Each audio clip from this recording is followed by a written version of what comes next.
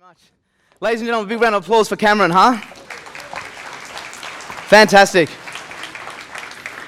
I like one of his quotes was, "It's not all about parties and getting loose," which would insinuate that there is an element of it is parties and getting loose.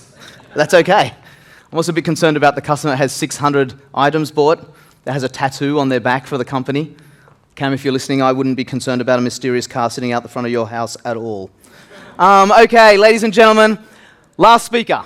And without further ado, AK needs absolutely no introduction. He's a great balance of entertainment, technology, entrepreneurialism, as well as investment.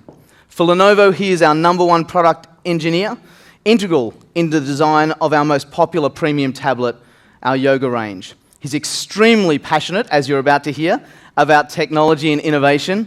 Tech My Way is all about Ashton, and I'm sure you'll get an enormous amount from his speech today. So, ladies and gentlemen, please welcome on stage Ashton Kutcher.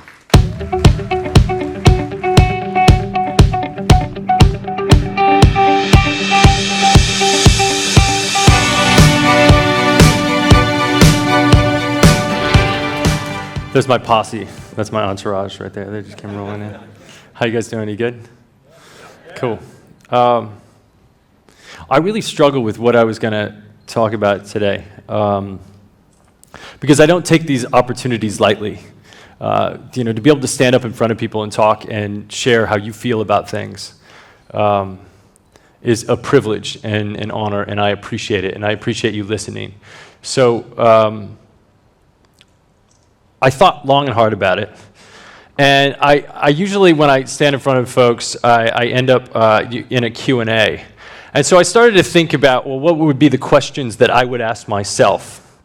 And I came up with a litany of questions. And then I realized somewhere along the way that somebody once told me when I was in school that there's no such thing as a dumb question. Did you guys ever hear that? That's okay, they said it down under as well. And so somebody said there's no such thing as a dumb question. And I think that that's complete and utter bullshit. I think there is absolutely such thing as a dumb question. I understand why they said it, because they wanted to inspire curiosity in us as kids and encourage us to learn. Because at the foundation of anything you ever learn, it starts with a question. But there is a dumb question, and a dumb question is any question that you could simply find the answer if you applied a little bit of personal effort. And I think now that the internet exists, we can no longer say there's no such thing as a dumb question. In fact, almost most questions are dumb questions. Like, it just gets to the point where you go, buddy, go look it up. And I really wish when I asked that question, if it was something that I could easily look up, that person would have said to me, go look it up, you can find it. And granted, back then I had to use the Dewey Decimal System and pound through a library of books that didn't make any sense why they got put where they were put. But they should have said, go look it up. And so I was pondering this, and I recalled, last week I was walking with Mila Kunis, who's my fiance. I get to have sex with her. It's a... So we're walking, and I had baby Wyatt. We're on a hike, and I had baby Wyatt strapped to me. She's beautiful. I'm telling you, this kid is I'm freaking out. It's new, but it never gets old. So I'm hiking along with baby Wyatt, and Mila has this movie coming out that may have come out down here called Jupiter Ascending. And it's all about this intergalactic war for the most valuable resource in the universe, which is time. And Mila's character is the queen of humanity. I have sex with the queen of humanity. It's pretty funny. Anyway, so we're walking along, and she had just got done doing this giant press junket where you sit in room for countless hours with journalists, and they ask you questions about the movie and the directors and these things. And she'd done like 2 days of this and probably talked to 50 journalists. And we're walking, doing our morning hike, and I say, all right, let me guess. I want to guess the questions that you got asked 100 times, because usually it's always the same questions. And so my first question was, in the movie, the most valuable resource is time, and they actually mine human beings and extract the innards of human beings to create this resource of time. I said, in your universe, what is the most valuable resource? And her answer was time as well, that time was the most valuable resource, and I would say that's probably my answer too. But she said, nobody asked me that question. And I was kind of shocked. I'm like, how did they not ask you that question? That's what the whole movie's about. And nobody asked you that question. And I said, well, wait, you played the Queen of Humanity in the movie. I said, if you were the Queen of Humanity and you could change one thing about the world, what would be that one thing that you would change? She said, nobody asked me that question. I said, how could they not ask you that question?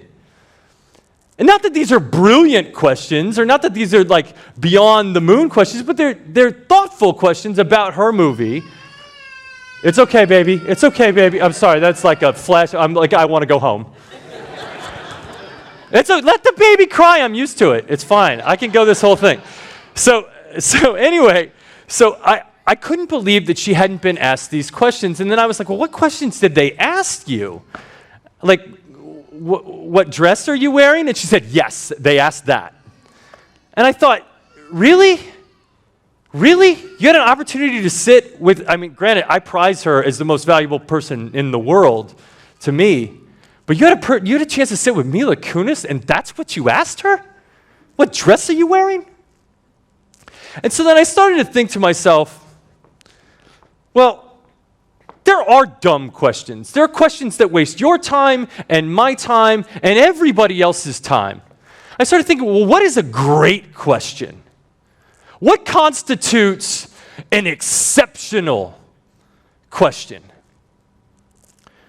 And I was like thinking about it and grinding on it and thinking about it. And what I realized is that a great question is a question that's armed with knowledge, that's armed with care and thought, and that pierces into the gray matter of the world and the universe that we live in and looks for problems and inconsistency and broken things. Great questions cause us to sit for days and ponder a solution. Great questions expose problems, and problems are the seeds to solutions. Great questions expose roadblocks, which are an entrepreneur's opportunity.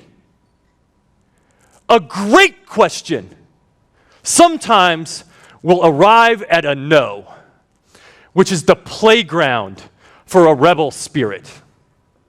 And I have the great opportunity in my life to work with a lot of unbelievable entrepreneurs that are solving extraordinary problems. And the one thing that they all have in common is they all ask extraordinary questions. And they build their businesses from these questions. They build technology from great questions, questions that parse apart existing businesses. They tear them down. They tear down conventions that we just assume are true.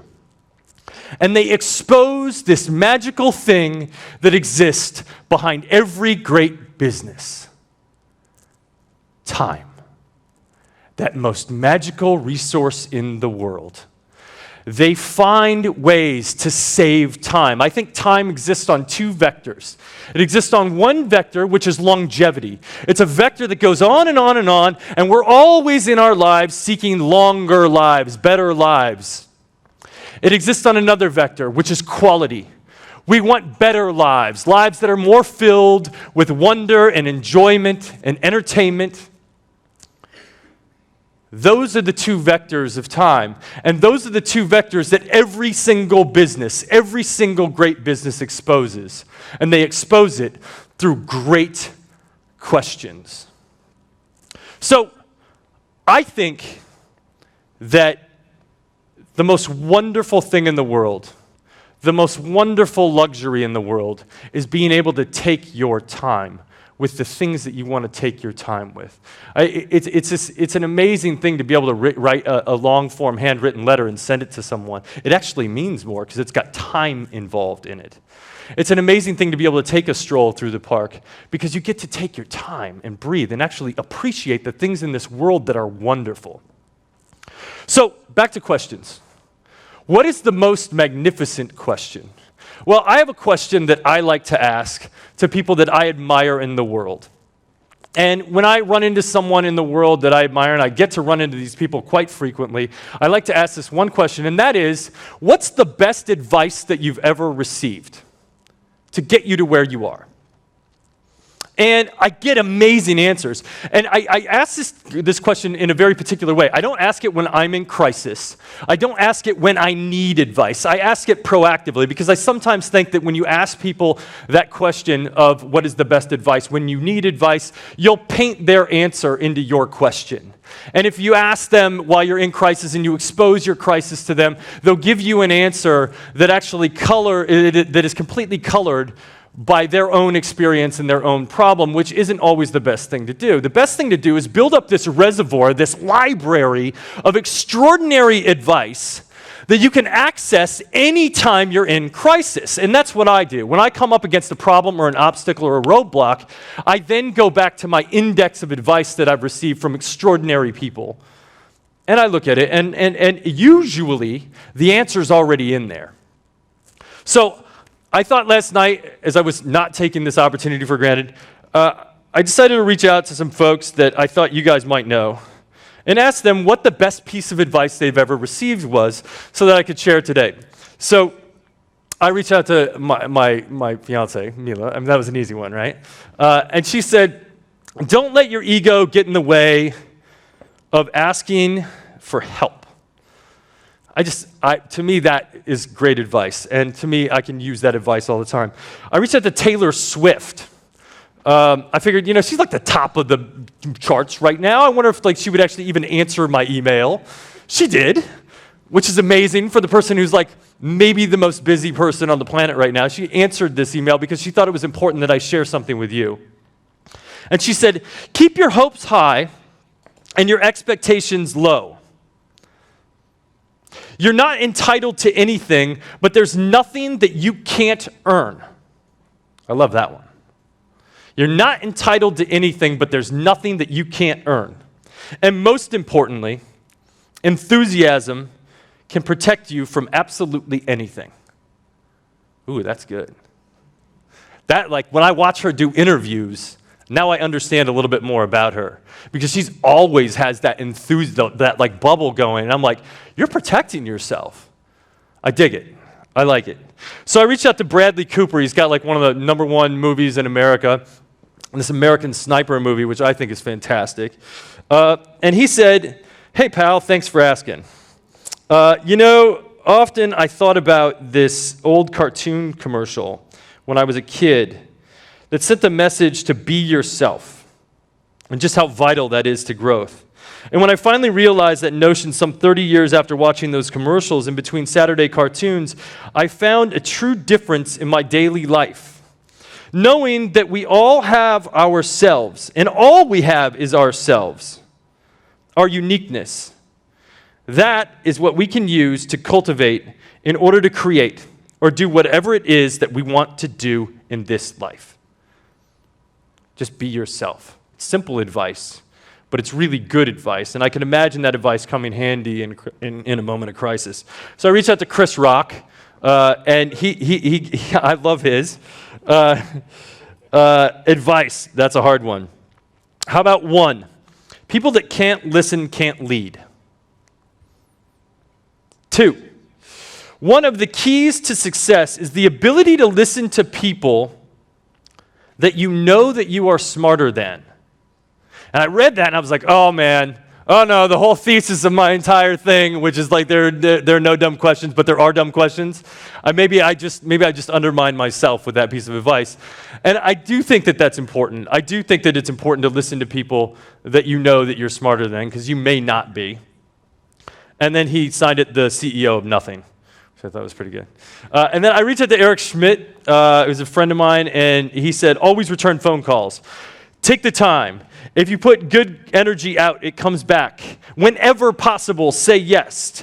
Life is just who you travel with. I thought that was pretty killer. So, and this list goes on and on and on. And what I found is most successful people always have more than one piece of advice. So, that's my question. That's the question that I like to ask, and that's the question that leads me to solutions and leads me to roadblocks sometimes and leads me to internal quandary, which leads me to be a better person, I think.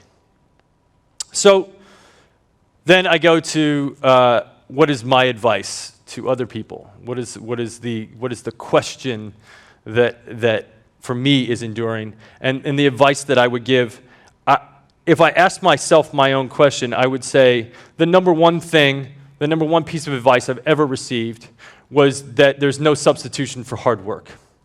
I found a quote from Edison that said, opportunity wears overalls and looks a lot like hard work. I shortened it, took out the overalls thing, and then told a bunch of teenagers about it, and it went viral on the internet. But I think opportunity does look a lot like hard work.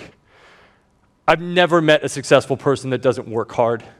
I think it's just a constitution, and I think that you have to have that grit when you come against obstacles to work through them. The second thing, being smart is incredibly sexy.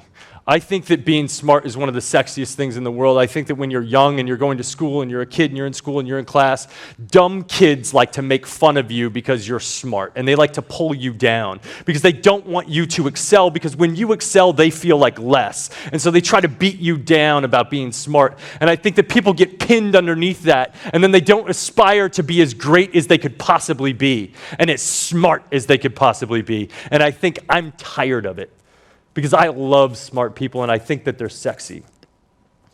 Generosity has to be at the core of anything and everything we do. Some of the best advice I ever received is somebody once told me that the difference between good and bad is very simple. Is it good for you? Is it good for me? And is it good for the greater good? If it doesn't fall into those three categories, it is bad. Is it good for you? Is it good for me? And is it good for the greater good? And if our actions are oriented by actions of generosity that are good for me and good for you and good for the greater good, we'll always be moving the boat forward, the boat that we're all in. I think generosity is paramount. Lastly, it's a piece of advice that I learned when I was studying to play Steve Jobs in the movie. And he said that when you look around the world, most people get trapped in this world and they assume that we're here to live in it. But that when you realize that everything around you was built by people that are no smarter than you are, that's when you'll really step into your life. And you'll decide for yourself that you can build things that other people can use. And you can actually build this existence around you, this life that we live in. And somebody once said, if you want to see the future, if you want to know what the future looks like, build it. And I agree with that. Absolute. So, what's the question I most often get asked? The good question I most often get asked. I mean, I do get asked like some questions that I'm like, what's Brad Pitt like? He's awesome. He's amazing. I once saw this guy. I'm not kidding. I walked into a room, and it looked like he had lights that were just built for him. It was a regular room, but it was like his hair was like it was like a wind machine. There was no wind. It was just Brad Pitt being sexy and brilliant. Hate that guy. Love him. Hate him. But the best question that I commonly get asked is, I invest in a lot of technologies. I invested in Airbnb and Uber and Spotify and SoundCloud and a bunch of companies that are sort of leading the way in commercial software. The question I get asked all the time is, what's next? What's on the horizon of technology? And I never really answer the question that well, because I think like the thing that I always think is next is I wish I would have thought of that. Like when you get an idea and you get confronted with it and somebody says something, they go, well, this is what we're building. And you go, oh, God, why didn't I think of that? This guy's going to change the world with that. And so I wish I would have thought of that is like a big like compass for me with what's next. But if I looked at the tech sector as a whole and I sort of break it down, I think there are specific opportunities for entrepreneurs that are out there today that should be pursued, because they're things that are actually going to leapfrog the existing technology. A lot of people build to where the puck was instead of building to where the puck is going, and I think knowing where the puck is going is really important. So I'll break it down as quick as I can. I think municipalities and governments are ripe for disruption. I think they sit on tons and tons and tons of data and tons and tons and tons of waste, and they take our tax money and waste the shit out of it and then hand us back a product that is subpar, that's extraordinarily subpar. And I think technology can walk into those municipalities, take that data, and actually build smart solutions out of it.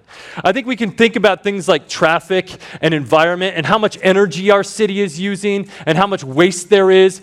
And I think we as entrepreneurs can step into these municipalities, our municipalities, that we pay taxes for, and make them better with our technology. There's huge opportunity there. Next up, VR and AR. This virtual reality stuff and augmented reality stuff is unbelievable. If you haven't seen it, if you haven't experienced the newest stuff yet, I strongly urge you to do so. It's mind-blowing. You know, these screens that we manipulate, they started out as like movie theaters that we had no remote control over, and then they became televisions that we had to walk up to and change the station, then we could run back and sit down. I was alive when that happened.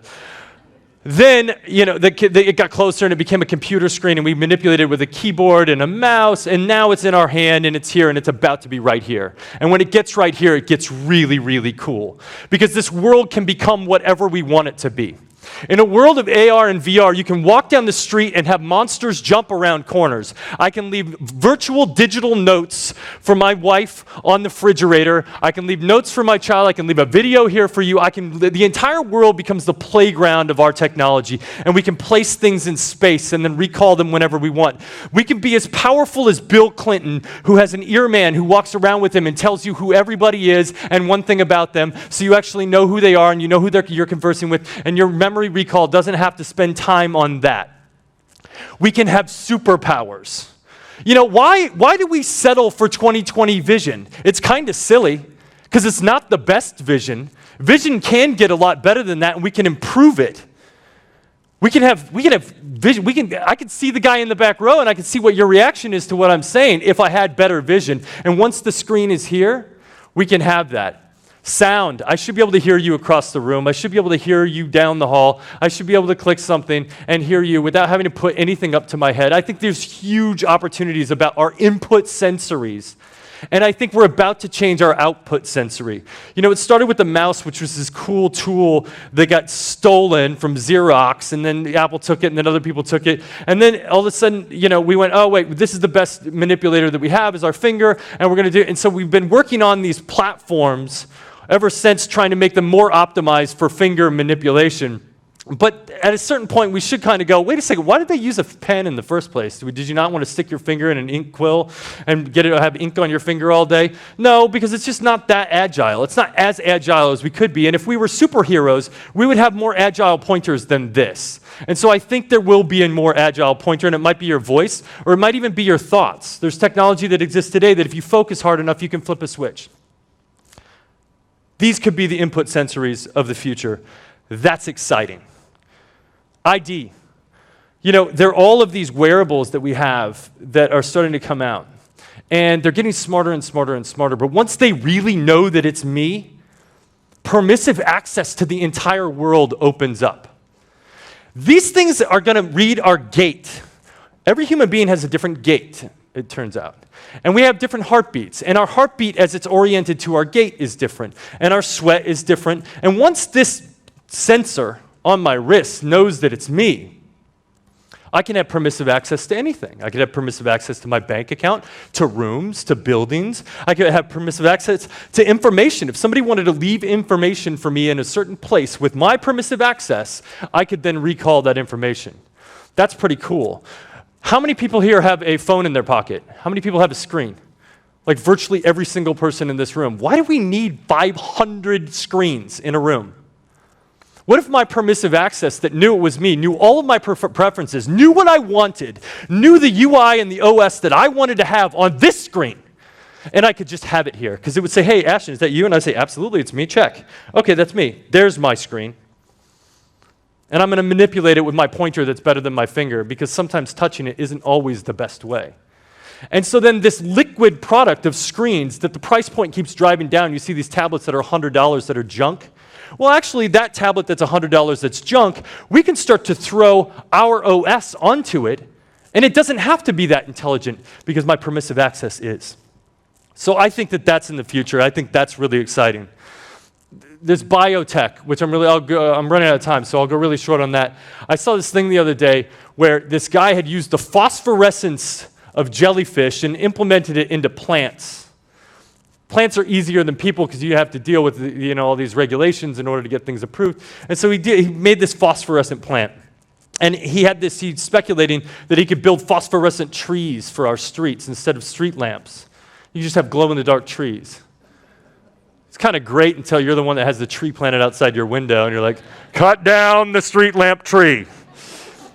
But I still think it's brilliant. I think there's a ton to be discovered there, and there's a ripe opportunity. And the last thing, I think, is robots. I think these robots are at the infancy. I think that we're on page 1 of a 1,000-chapter book. We're just starting to realize the potential. There's a robot that some friends of mine are working on that is learning how to learn.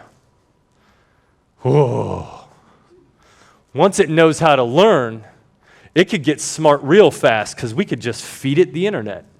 And now it could make correlations between things that we could never fathom making correlations. Give me a robot that can ask a great question, and I'll show you the future. So keep your questions coming, make them smart, and imagine the impossible. Thank you.